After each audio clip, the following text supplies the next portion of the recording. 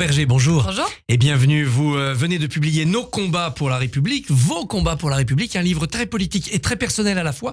C'est chez Robert Laffont. On va en parler parce que vos combats rejoignent évidemment votre action de ministre. Deux phrases d'actualité ce matin. Une réaction peut-être de votre part à cette proposition de Laurent Wauquiez. Envoyer les OQTF les plus dangereux à Saint-Pierre-et-Miquelon, où le froid va les inciter, dit-il, à retourner dans leur pays.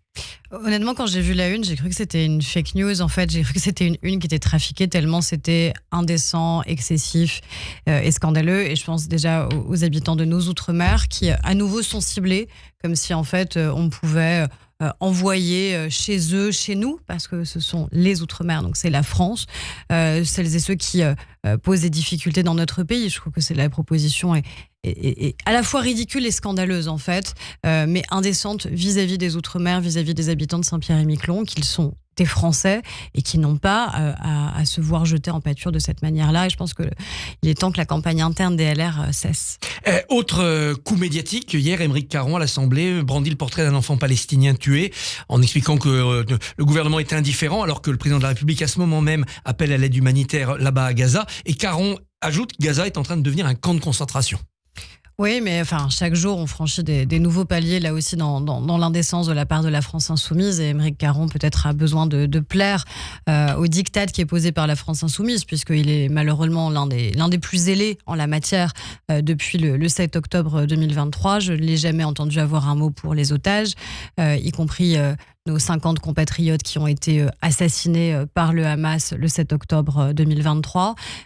Et évidemment qu'il y a une situation humanitaire à Gaza, mais la France est l'un des pays moteurs justement sur la question de l'aide humanitaire et sur le soutien qui doit être apporté à la population civile. Mais ce qu'on dit, c'est qu'il n'existe aucune solution avec le Hamas. Le Hamas, c'est justement à la fois mortel pour Israël et pour les Israéliens, mais c'est aussi mortel pour la population palestinienne.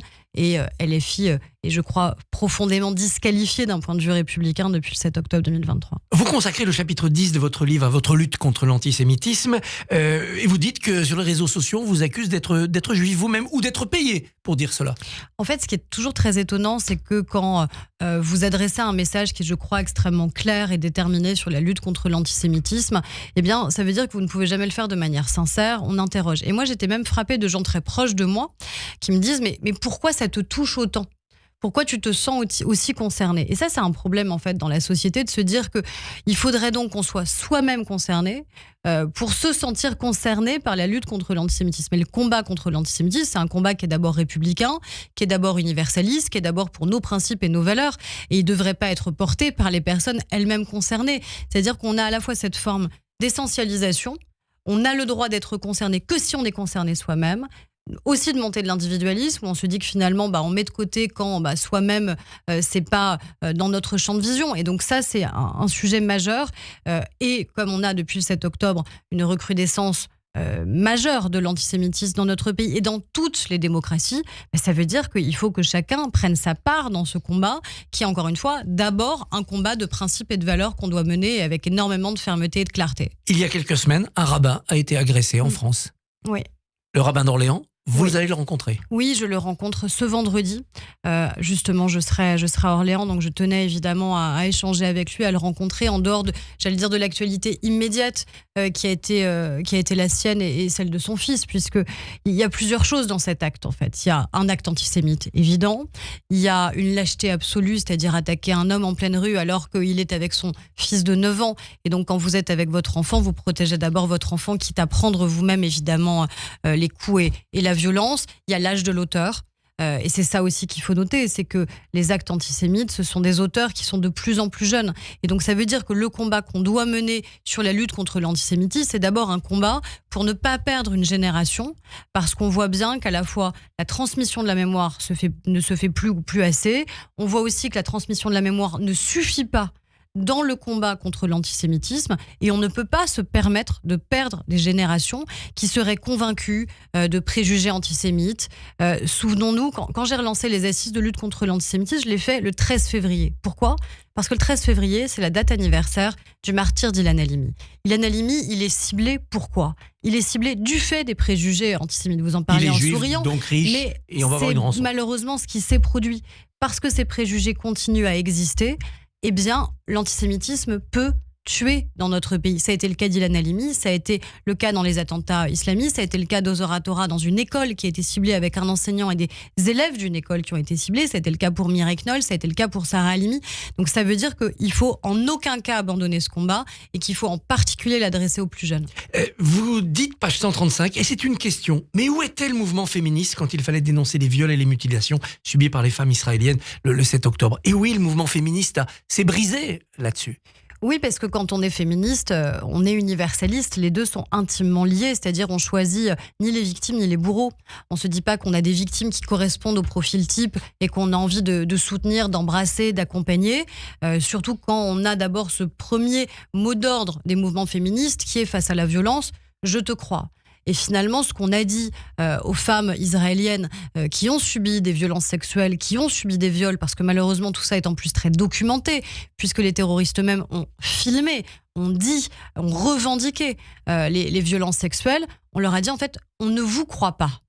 Et c'est ça qui est absolument intolérable, jusqu'à malheureusement une mobilisation qui a eu lieu en France, qui avait des mots d'ordre au départ extrêmement justes sur le combat féministe qu'on doit continuer à mener ici et maintenant dans notre pays, mais où certains sont allés jusqu'à refuser que des femmes défilent au motif qu'elles étaient juives, puisqu'il faut nommer les choses. À partir du moment où on refuse que le collectif Nous Vivrons soit dans la manifestation, alors que le collectif Nous Vivrons avait un mot d'ordre simple, qui était de dire le combat féministe c'est pour toutes, et tout le temps, et donc y compris pour les femmes israéliennes qui ont subi des violences sexuelles, ça veut dire qu'on leur dénie le droit d'être dans une mobilisation au prétexte qu'elles sont juives. Et ça, c'est intolérable, et ça, il faut qu'on le dénonce massivement.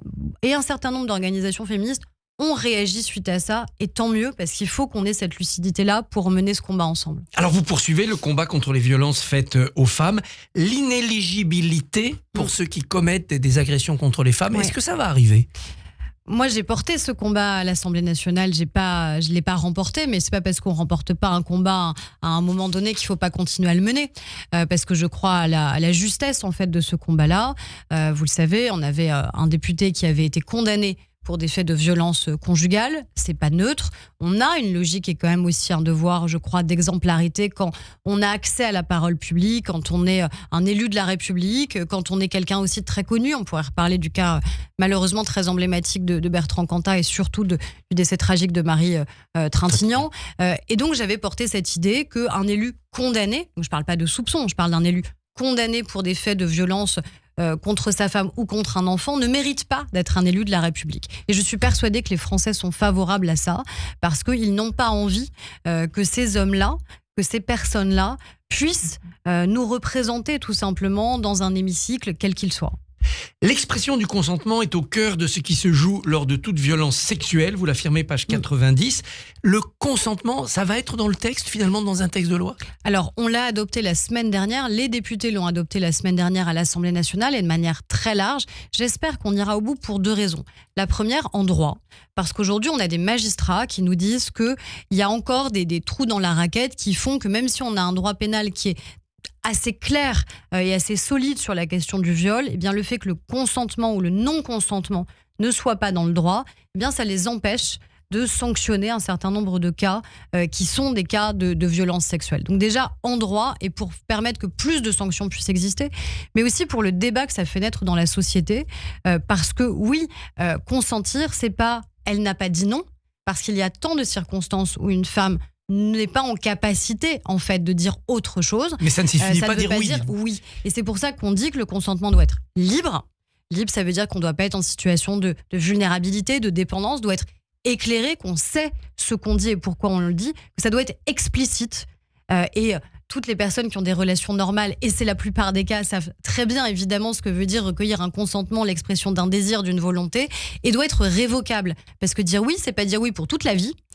Et c'est pas dire oui pour tous les actes. Et donc je pense que réaffirmer ces principes qui, pour 99% des Français, sont pleinement, je pense, et je l'espère en tout cas sincèrement, intégrés et compris dans les relations humaines qui sont les nôtres, dans les relations d'égalité et de respect qui sont les nôtres, mais qui aujourd'hui malheureusement ne le sont pas suffisamment. Et là encore, avec un risque de décrochage dans les plus jeunes générations aussi sur ces sujets-là. Vous dénoncez la procédure bâillon, c'est-à-dire quand quelqu'un est accusé de violence sexuelle, il porte plainte pour diffamation, ça renverse un petit peu le rapport de force. Sauf que c'est aussi une protection contre les affabulations éventuelles ou les accusations infondées. En fait, on voit que ça se multiplie, notamment à l'égard des femmes qui dénoncent des violences sexuelles et notamment à l'égard des mères qui dénoncent des cas d'inceste, en fait, que malheureusement, elles ont eu à connaître parce que les enfants ici se sont confiés à des tiers ou à elles-mêmes, ou parce que parfois, comme tout parent, on a des caméras qui regardent nos enfants quand ils dorment, mais parfois, malheureusement, des mères y ont vu des choses absolument insupportables. Et malheureusement, elles ont des procédures qui se retournent contre elles. Il y a aussi tous ces concepts psychosociaux dont on voit le mal qu'ils font, ce fameux concept soi-disant d'aliénation parentale, comme si les mères étaient en excès de présence vis-à-vis de leurs enfants et les entraînaient dans cette logique d'aliénation. Donc je pense qu'il y a des choses à changer culturellement dans la société. Je pense que la société n'a pas encore voulu regarder en face les violences sexuelles infligées à nos enfants. 160 000 enfants chaque année, dans notre pays, subissent des violences sexuelles, de l'inceste ou des abus sexuels, souvent avec des gens qui sont des référents d'autorité, que ce soit dans le monde du sport, que ce soit dans les affaires que nous sommes en train de voir, par exemple, dans le cas de Betaram. Et donc, il faut que la société accepte de se regarder en face de ce point de vue-là, de se questionner sur comment on a pu laisser faire ce qui est un crime de masse à l'encontre de nos enfants. Et là-dessus, on doit progresser. J'ai fait adopter une proposition pour que toutes les personnes en contact de nos enfants, les animateurs sportifs, culturels, les enseignants, le monde social, médico-social, soignants, soient formés à la détection des abus sexuels pour prévenir le plus tôt possible, les arrêter le plus tôt possible. Il y a beaucoup d'autres sujets à aborder, mais le temps est passé. Nos combats pour la République, c'est chez Robert Laffont. Aurore Berger, merci et bonne journée. Merci à vous. Merci beaucoup Christophe. Rendez-vous demain matin à 7h45. Votre invité sera Charles de Courson, député de la Marne.